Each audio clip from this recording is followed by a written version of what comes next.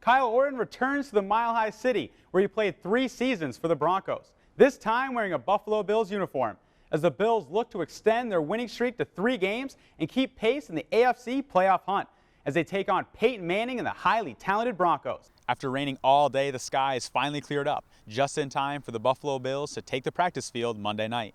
Practice was changed from 8 a.m. to 6 p.m. Despite this change, this did not affect the mentality or the work ethic of the players. The men's basketball team is working hard as they prepare for this upcoming season, hoping to build off the success they had last year.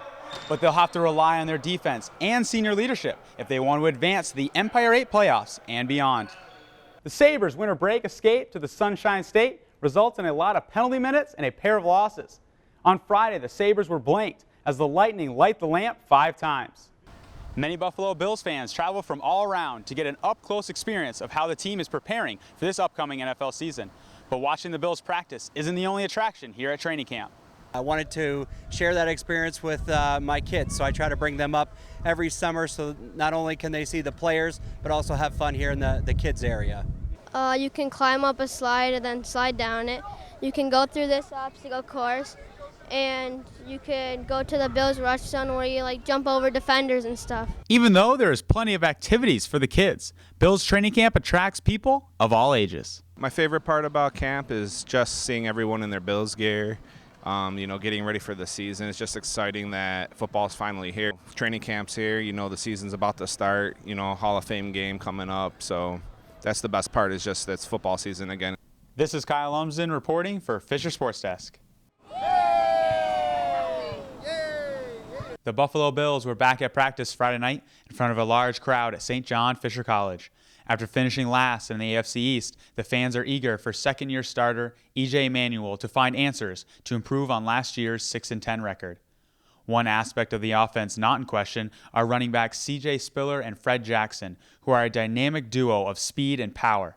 Players and fans were happy to see defensive tackle Marcel Darius at practice after returning from the non-football injury list. In his first season with the Bills, incoming wide receiver Mike Williams seems to be settling nicely into the offense and is confident on his performance on the field.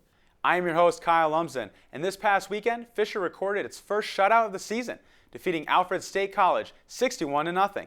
Now, let's take a look at the highlights. This Saturday, the Cardinals will travel to Alfred University for their final regular season game.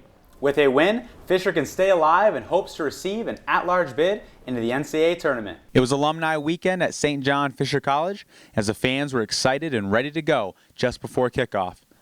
Visiting Salisbury had all the momentum early, already leading 10-7 when quarterback John Dunbar found wide receiver Max Ersham downfield for the score, putting the Seagulls up 17-7. Fisher's Brandon Callaghan with a shot on net, deflected off an Elmira defender, but Terry Forrester is there for the Cardinals to finish the goal as Fisher goes on to win 3-0. Fisher kept pouring it on in the second half of play as Fenty, off play action, rolls out and with a defender in his face, slings it to Mike Coliscio, who makes an impressive catch off the deflection for the touchdown. Guard Melvin Council got the Sharks on the board first as he spun in the lane and scored off a tough bank shot for 2 of his game-high 24 points. Later in the first quarter, Aaron Williams finds teammate Chaz Crawford down low, and Crawford makes a nifty reverse lay-in to give the Razor Sharks a 10-3 lead. And this is now your 3rd straight game with over 500 yards, and you set a season high with a total of 583 total yards of offense. How were you able to just exploit the Buffalo State's defense? Nice to see when you focus on something in practice, and they're able to execute it on game day. It's just, it feels great as a coaching staff. I always tell the guys, as a coach. Hello everyone, and welcome to our first edition of Fisher Sports Desk this fall semester. My name is Kyle Lumsden, and I'm joined alongside Brendan Lamphere.